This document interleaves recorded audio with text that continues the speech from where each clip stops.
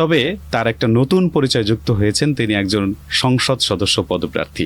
আজকে তার সাথে আলোচনা করব যে তিনি একজন আলেম হয়েও, তিনি একজন দিনের দায়ী হয়েও, একজন ইসলামিক স্কলার হয়েও তিনি কেন সংসদ সদস্য পদপ্রার্থী হয়েছেন, তার এই রাজনীতিতে আসার উদ্দেশ্য কি এবং তিনি এই সমাজের জন্য কি করতে চান, সেই বিষয় নিয়ে আজকে তার সাথে আমরা আলোচনা করবো ইনশাআল্লাহ। আসসালামু আলাইকুম। ওয়ালাইকুম আসসালাম। আমি প্রথমেই ধন্যবাদ জানাচ্ছি স্টুডিও ভোকালকে এবং বিশেষত আমার অত্যন্ত শ্রদ্ধেয় প্রিয় ভাই, আমার অত্যন্ত প্রিয় উপস্থাপক আমাদের শ্রদ্ধেয় ইলিয়াস হাসান ভাইকে ধন্যবাদ।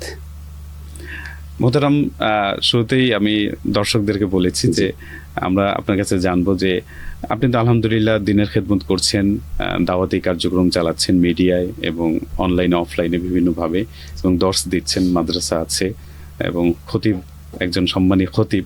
তো এর বাইরে আপনি রাজনীতিতে এসে যে এমপি পদপ্রার্থী হলেন, আসলে এর মধ্যে মাহাত্ম্য বা গুরুত্বটা কি?